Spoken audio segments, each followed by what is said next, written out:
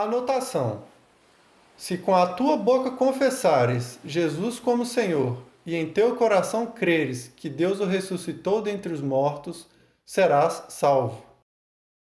Porque com o coração se crê para a justiça e com a boca se confessa a respeito da sua salvação. Romanos 10, versículos 9 e 10. Capítulo 2. O efeito das palavras no reino natural. Nesta passagem, o apóstolo Paulo destaca uma verdade espiritual aplicada à salvação, mas creio que é uma verdade que pode ser aplicada a outras questões também. A confissão da crença de uma pessoa confirma sua salvação diante dos homens, mas não diante de Deus. Deus já sabe o que está em seu coração. A confissão confirma a posição do crente diante do inimigo de sua alma. Ela declara uma mudança de fidelidade. Antes, ele servia ao diabo, mas a notícia que é dada agora é que ele mudou de dono. O estudioso bíblico, sigla W.E. Vini, definiu duas das palavras gregas, confirmar, na versão King James, como firmar, estabelecer, fazer seguro e validar, ratificar, conferir autoridade ou influenciar. E a palavra confirmação ele definiu como de validade fidedigna. Baseados nessas definições, podemos dizer que a confissão verbal firma, estabelece, assegura, ratifica e dá validade fidedigna à salvação. Em outras palavras, a confissão fixa a salvação no lugar. Proclamando o decreto. Proclamai o decreto do Senhor. Ele me disse: Tu és meu filho, eu hoje declaro, te gerei. Salmos 2, versículo 7. Assisti a um filme uma vez em que um rei baixou um decreto real. Ele decretou uma ordem ou lei e enviou cavaleiros por todo o país para proclamar o decreto aos cidadãos do reino. No Antigo Testamento, encontramos a emissão de tais decretos reais em Ester 8, versículos 8 ao 14, e no Novo Testamento em Lucas 2, do versículo 1 ao 3. No Salmo 2, versículo 7, o salmista escreveu: Proclamai o decreto do Senhor. Que decreto?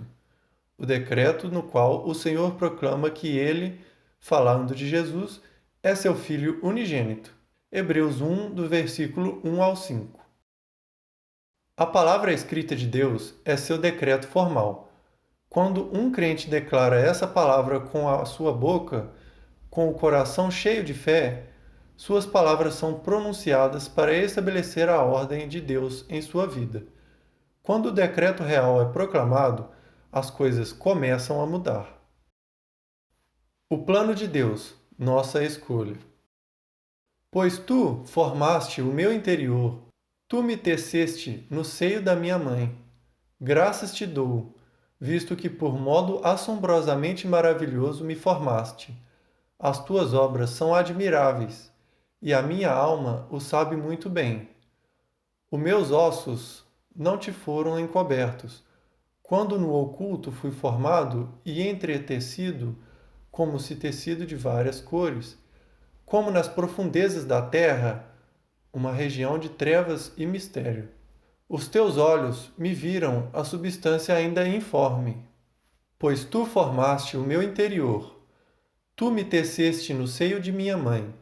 Graças te dou, visto que por modo assombrosamente maravilhoso me formaste. As tuas obras são admiráveis, e a minha alma o sabe muito bem.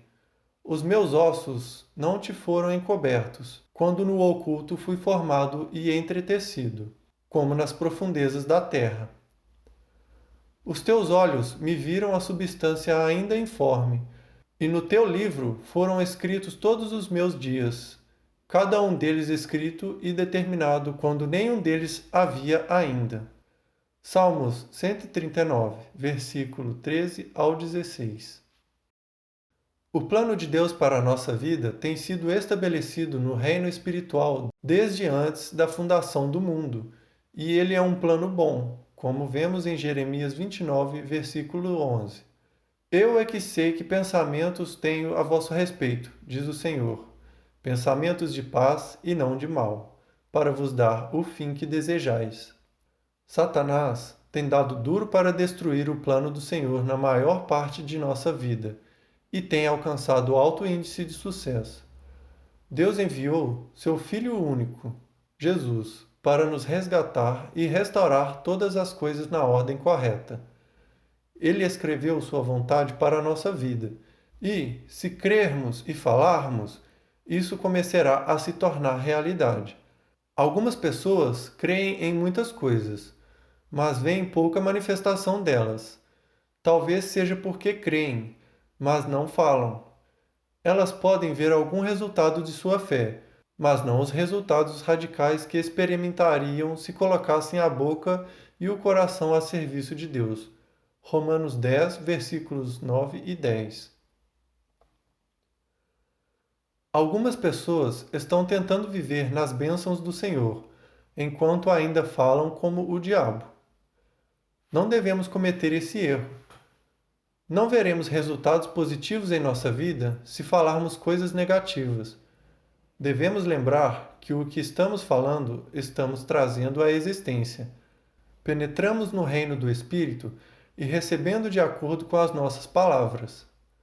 Podemos penetrar no reino de Satanás, o reino das maldições, e obter coisas más, negativas, ou podemos penetrar no reino de Deus, o reino das bênçãos, e obter coisas boas e positivas. A escolha é nossa. Criado e sustentado pela palavra de Deus. Pela fé, entendemos que foi o universo formado, colocado em ordem e equipado para o seu propósito pela palavra de Deus. Pela fé, entendemos que foi o universo, durante eras sucessivas, confeccionado, colocado em ordem e equipado para o seu propósito, pela palavra de Deus, de maneira que o visível veio a existir das coisas que não aparecem. Hebreus 11, 3. A terra que Deus criou não foi feita de material que pudesse ser visto. Como lemos em Gênesis 1, Deus falou e as coisas começaram a aparecer: a luz, o céu, a terra, a vegetação, as plantas que davam sementes, as feras selvagens e os animais domésticos. A terra e tudo o que nela há foram criados do nada, e hoje é sustentada por nada que possa ser visto. Em Hebreus 1, versículo 3, lemos que Deus está sustentando todas as coisas pela palavra do seu poder. O universo criado por suas poderosas palavras até hoje está sendo sustentado pela mesma coisa. Você pode dizer: bem, é claro, Joyce, mas ele é Deus. Devemos nos lembrar sempre de que somos criados à imagem de Deus. Gênesis 1, versículos 26 e 27. E agir como ele. Faça o que Deus faz. Sede, pois, imitadores de Deus, como filhos amados que imitam seus pais.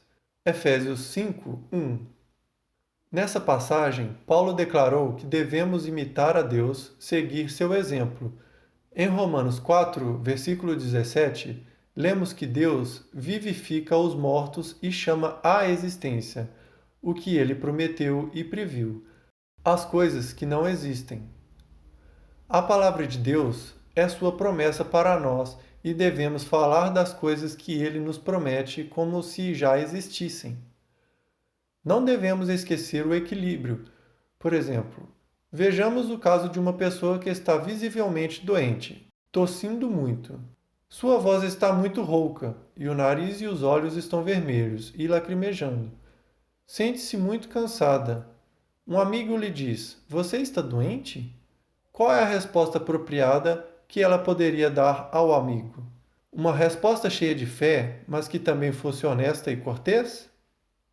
Creio que parte da resposta se encontra no nível espiritual do amigo.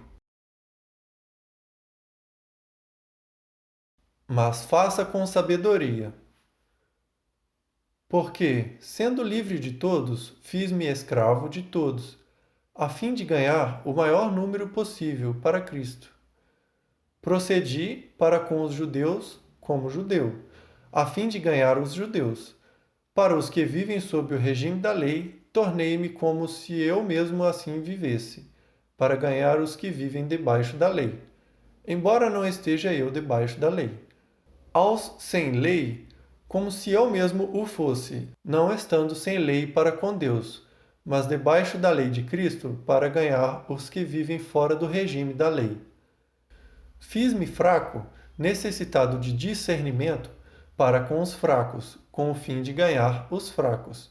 Fiz-me tudo para com todos, com o fim de, para todos os modos, a todo custo e de toda maneira, salvar alguns, levando-os a ter fé em Cristo Jesus. 1 Coríntios 9, versículo 19 ao 22. O apóstolo Paulo disse que ele ia onde as pessoas estavam, com o fim de ganhá-las para Cristo. Além de nos dizer para imitar a Deus, ele também nos diz para imitá-lo. Sede meus imitadores, assim como eu sou de Cristo. 1 Coríntios 11, versículo 1. Isso é importante, principalmente quando se lida com os sem conhecimento e sem compreensão espiritual. Se o amigo que pergunta pela saúde do outro não é um cristão, a resposta deverá ser diferente daquela dada a um crente. Por exemplo, se fosse eu a pessoa doente e me perguntasse sobre minha saúde, diria apenas: não me sinto muito bem, mas dias melhores virão. Ou poderia dizer: meu corpo está sendo atacado, mas estou pedindo a Deus que me cure. Frequentemente, cristãos bem-intencionados, mas exageradamente zelosos, que não usam de bom senso, têm afastado as pessoas agindo como criaturas alienadas. Devemos nos lembrar de que nós, crentes, falamos uma língua que o mundo não compreende. Seria impróprio, por exemplo, dizer a um não crente: bem, o diabo pensa que colocou uma doença em mim, mas graças a Deus não aceito. Estou curado pelas chagas de Jesus. Esse tipo de conversa não demonstra amor pela pessoa que pergunta, principalmente se sabemos que ela não tem ideia do que estamos falando. As pessoas têm usado esse tipo de linguagem comigo, e embora entenda o que querem dizer, isso sempre me soa como uma bofetada. Normalmente, essas pessoas são muito ásperas em suas atitudes. Estão tão empenhadas em obter a cura, mas não são sensíveis ao Espírito Santo. Não se importam nem um pouco em como suas palavras podem ferir a pessoa que se preocupa com elas. Como crentes, podemos rejeitar a doença, sem escandalizá-los, com uma resposta ríspida. Muitas pessoas pensam que estão em um elevado nível espiritual, mas, estranhamente, não mostram nenhum fruto do Espírito. Gálatas 5, dos 22 ao 23. Principalmente o fruto do amor, o caminho sobremodo excelente, que o apóstolo Paulo diz que não se exaspera, não se ressente do mal. 1 Coríntios 13, versículo 5. Uma vez que a fé se manifesta em amor, de acordo com Gálatas 5, versículo 6, duvido que a minha fé funcionaria e eu seria curada se fosse áspera com os outros. As pessoas não pretendem ser grosseiras, só estão inseguras porque pensam que, se admitirem que estão doentes, estarão fazendo uma confissão negativa. Se realmente estão doentes, e isso é óbvio para todo mundo, por que negar? Jesus é quem nos cura, e a verdade é mais poderosa do que o fato. Eu estava numa terrível confusão por ter sido abusada durante minha vida inteira, mas fui curada pelo poder da Palavra de Deus e pelo Espírito Santo. Não tive de negar onde estive para chegar onde estou. Precisei encontrar uma maneira mais positiva de falar e permitir que minha fala fosse cheia de esperança em vez de desesperança, fé em vez de dúvida. Como imitadores de Deus, devemos fazer o que Ele faz: chama à existência as coisas que não existem. Romanos 4, versículo 17. E podemos fazê-lo sem ofender as pessoas que ainda não entendem. Podemos proclamar o decreto em particular e, quando alguém perguntar, podemos responder com palavras positivas e não deixar a outra pessoa pensando que os cristãos são de outro planeta e que tudo em que creem é estranho. Pessoas não espirituais têm de ser ensinadas, e nós também. O apóstolo Paulo compreendia esse fato. É o que quis dizer quando escreveu para a igreja em Corinto. Ora, o homem natural não aceita as coisas do Espírito de Deus, porque lhes são loucura, sem sentido ou significado, e não pode entendê-las, progressivamente reconhecer, compreender e ficar familiarizado com elas, porque elas se discernem espiritualmente. 1 Coríntios 2, versículo 14.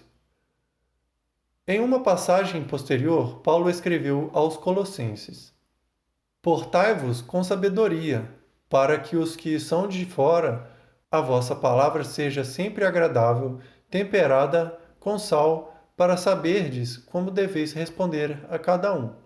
Colossenses 4, versículos 5 e 6. Em outras palavras, Paulo estava dizendo aos crentes do seu tempo e a nós: tenham cuidado em como falar àqueles que não estão no seu nível espiritual. Usem de sabedoria e bom senso. Sejam guiados pelo Espírito Santo.